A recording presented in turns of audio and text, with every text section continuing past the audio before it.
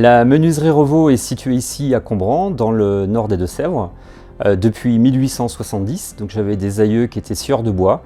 Ils prenaient les arbres dans la forêt, ils faisaient les planches sur le parking de l'église. Entre les deux guerres, l'entreprise s'est transformée en menuiserie, menuisier général, jusqu'en 1975 où mon grand-père en avait fait une entreprise artisanale locale classique. Il est décédé en 1975, ses deux fils, mon père et mon oncle, ont continué l'activité de l'entreprise en artisans classiques. Ils ont décidé de ne pas travailler ensemble et de prendre chacun leur essor et leurs ambitions en 1982. Et mon père s'est spécialisé dans la menuiserie en bois. Le bois, c'était l'idée d'être sur un produit complexe, historique, qui resterait toujours année après année sur les marchés de la menuiserie. Et ça s'est vérifié encore aujourd'hui. Depuis 2017, la menuiserie Revaux fait partie du groupe Riz Doré, qui était un de nos premiers clients.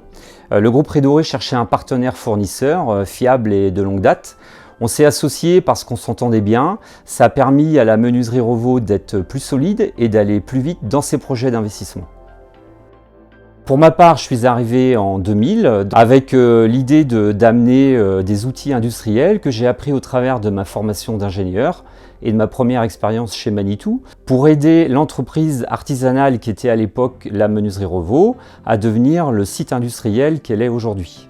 À Combran, nous sommes 120 personnes.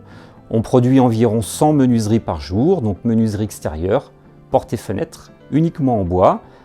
Chaque produit fabriqué ici à Combran est fait sur mesure, à l'écoute des attentes du client, que ce soit les dimensions, l'essence de bois, la couleur, le sens d'ouverture, la sécurité, les performances thermiques, les performances acoustiques.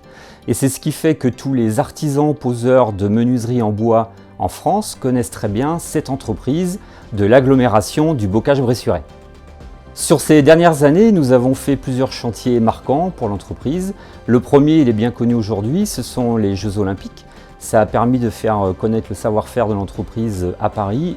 Nous avons fabriqué en 2022, pendant environ 10 mois, 50 menuiseries par jour, 1000 menuiseries au total pour le village olympique qui va accueillir à partir du 26 juillet prochain les athlètes pour les Jeux olympiques et paralympiques.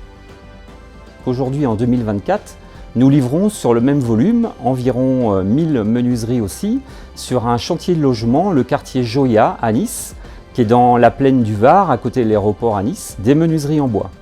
Ce projet est intéressant parce qu'habituellement la Côte d'Azur est plutôt habituée aux menuiseries aluminium et avec les effets environnementaux, le souhait de baisser le bilan carbone des bâtiments, c'est la menuiserie bois qui a été retenue sur ce dossier-là.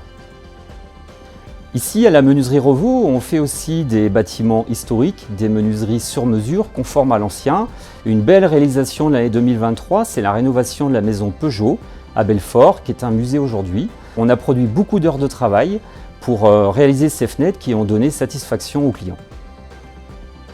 Chacun des collaborateurs de la menuiserie Revaux est finalement chef d'entreprise, est fier de ce qu'il fait. La dynamique est très positive et intéressante.